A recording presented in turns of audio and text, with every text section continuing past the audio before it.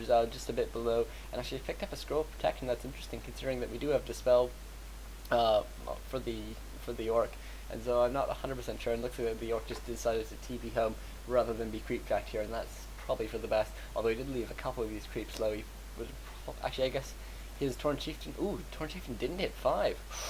He really should have cut that up to 5 first, and then TP'd out. Maybe he was really worried about a creep jack or something, but still, he's gonna have to creep out this one cam back. He should keep his Blade Master, who's still only level 3 round, and he can just actually creep it all without his Torn Chieftain until that last one creep, and just bring in the Torn Chieftain then to maximize the experience his heroes get. And actually, no, he's going to leave his Torn Chieftain in for this entire thing, and so it looks like actually a bit of experience is going to be wasted, but this Blade Master is still going to be pretty close to 4. Unless the Torn Chieftain is pulled back, but it doesn't look like that's what he's going to do. And looks like some smaller creeping going on here. Getting this Watch Ward in a nice position, actually, I like that. And this Tinker now hitting 3, which is so critical. So we're going to see some very high hero levels now. And this Blade Master, unfortunately, could have been 4 if that Torn Chieftain had been pulled back, I think. And a couple, actually, let's take a look at the food count. 70 food versus 53. A really strong advantage for that orc, although obviously you have to remember that all of the elves units are tier 3, whereas all of the orcs are tier 2, so they're worth slightly less. Their food is worth, I don't know, probably like 80% of a tier 3 units, something like that. I don't actually know, I just made that number up, but peons being brought up as well now, so I think this orc's going to be looking for a battle. We're seeing a lot of Bat Riders being built actually, and some last remnants being trapped now, but this Torn Chieftain being capped in, I guess he's just worried about having it out and then being cut out by some cyclones, things like that.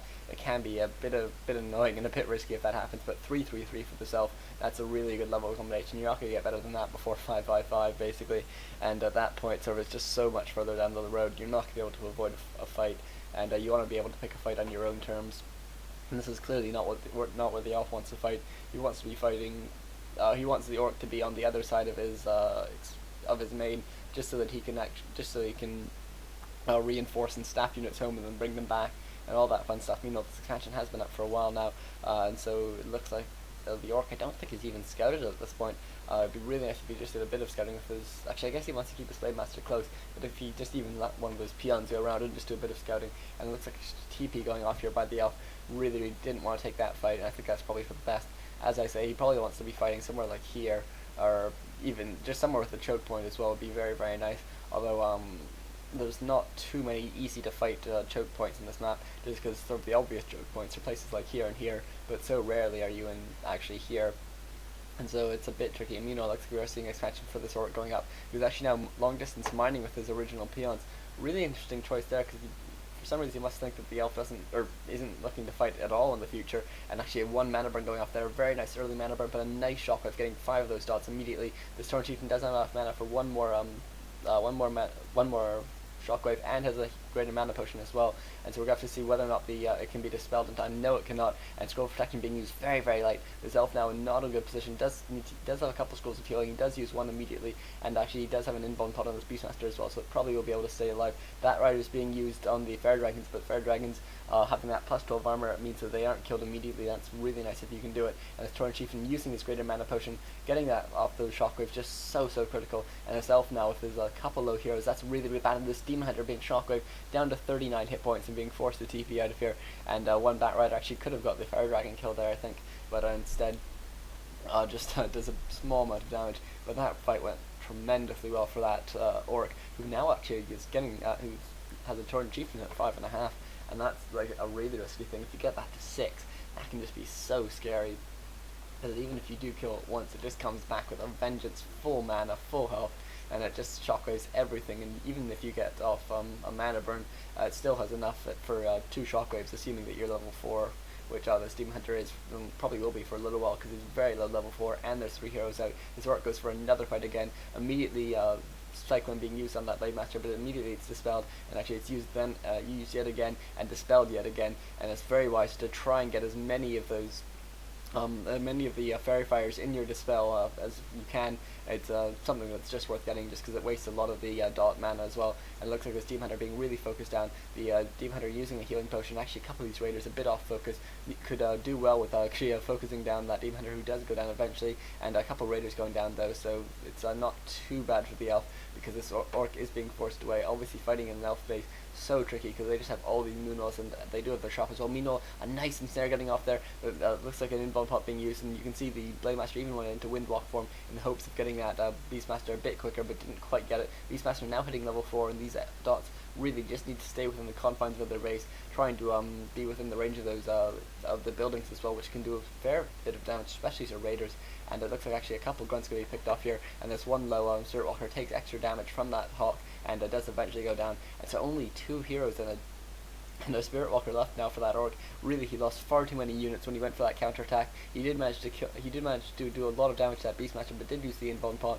So I think really he should have pulled back a bit earlier. But this Blade Master is 5, and this Torrent Chieftain is 6. So really, this Torrent Chieftain is basically invulnerable because you never want to be focusing it down because it just makes it come back stronger, and it's just so annoying if you if you just focus it down and you think finally that's done, and then you realize, oh my god, it's just coming back with so much health, and it's just going to be so annoying. And one shotgun going off there, interestingly not going for that Beastmaster. I guess he knew he couldn't get the kill there before the Beastmaster would get to the Moonwalls, and one Raider popping in here, gonna get off one instead, and probably should just get out of here again. And another Spirit Walker coming in immediately using Dispel, and the Torrent Chieftain actually being focused down. Really, I don't think that's a great idea, because unless you can kill it twice, it's not worth killing once. And Blade Master now going to come in here again, get a critical strike, and go for this Beastmaster. You can see you can be so cocky with your Torrent Chieftain, who does go down, and you're just going to come back with full mana and expect to see an amazing shockwave. There's just so many dots out now, and the Steam Hunter must be getting pretty close to back. Yes, he is back, and there's a shockwave immediately killing 2 dots, and a couple more getting very, very low. One of them goes down there, and this Tinker actually has done very well for himself, put down a lot of factories, really not been focused down very well at all.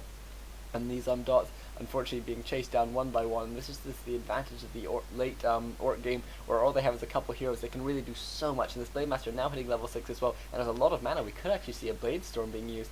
Obviously a level 3 Windwalk not useful really at all, and so apart from sort of the extended time, but even that's not brilliant. But it looks like the orc just decided to get out of there, even though he has a lot of mana left on his Blade Master. I guess he knew the Steam Hunter was coming back, and so it's pretty wise to get out of here. Meanwhile, it's going to give the Tinker the time to heal up and get some more mana as well. Obviously, used so much mana that game, or that battle, and this expansion just really keeping itself in this game, really, really smart. And finally, this orc mining fully, actually too much a bit too much from this base, just to send a couple of these guys on lumber. Actually, he's really low on lumber, 750 gold, only 30 lumber, and you can see actually he sent all his gold peons here onto lumber eventually. And I'm a bit surprised he didn't bring many peons basically into that previous battle, because they can just be quite useful just for soaking up the damage, especially in conjunction with Spirit Link. I wouldn't have made the biggest of difference, because they do very little damage, and they just are pretty useful. Especially I like them when you have a healing scroll as well. They're just really nice in that situation. And this Torrent Chieftain using a Clarity, gonna try and actually Torrent Chieftain is so quick with Endurance Aura level 2, and actually Blade Storm going off there, and a nice using Bird Form there. Unfortunately no bats around. That's a brilliant thing to do if you can manage it. You go for Blade Storm, and then as soon as they go into Bird Form, you just come in with your bats, and you can either get a bunch of kills or they're forced to land again. Either way, it's pretty good for you.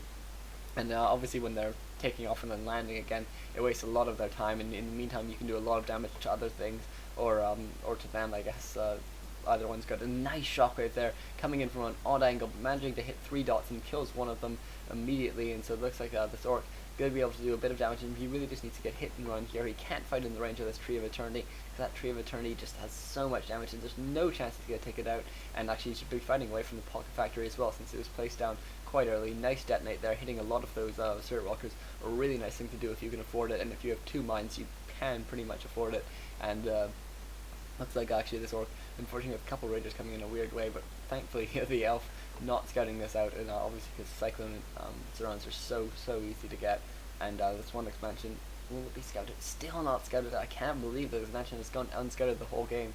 I think it's a bit sloppy play from the orc, and also the elf did a nice job of never actually revealing himself as being very vulnerable, which does often happen if you try and set up an expansion. But as I was saying actually eons ago, with the combination of Unholy Aura and Endurance Aura, this Torrent Chieftain is so quick, and it means actually all his units are very quick, and so that's really nice, especially against those dots. Nice putting down this Pocket Factory here. It's why it's so hard to expand versus dots. It's just that you'll constantly have summons and factories placed in your next to your Great Halls, and it's just so annoying. And even like occasionally you'll see your Ancients of War going up next to them. If you're a Great Hall building, the elf could just put an Ancient of War down next to it, and so it'll just do so much damage. Just so frustrating. And obviously burrows aren't great against summons and against pocket factories, so there's just not too much you can do to protect your peons. And actually this one scroll of healing being dropped, very very fortunate there isn't like an invisible demon hunter or something around here just to go and steal it, but looks like actually only one scroll of healing for this orc. Should definitely go and pick up a second one before he goes into before he tries to pick another fight.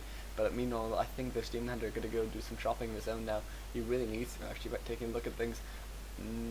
Yeah, no invuln pots, two potions of healing, one on the Tinker, which is quite nice. And we know the Tree of Eternity now in a bit of trouble. We're going to have to see whether or not the elf can save it in time. It looks like he is coming, and he's doing a bit of harassing on the orc space as well. It looks like this these raiders being forced to get out here, but getting out a bit late. Fortunately, no cyclones going off. Actually, I wonder if he was just out of range or not. So I wasn't really paying attention, but surely he must have been able to get a couple cyclones off, and maybe he just didn't want to waste the mana. And a nice use of that pocket factory there, just while he buys the time to repair this Tree of Eternity, and also doing some harassment as well, really trying to get the orc to not attack his Tree of Eternity while it's so low on health. But obviously Pillage actually played a big effect there. As I said, it's just so useful and when you want to go for that hit and run strategy, and a lot of peons coming in here to replace the ones that were killed.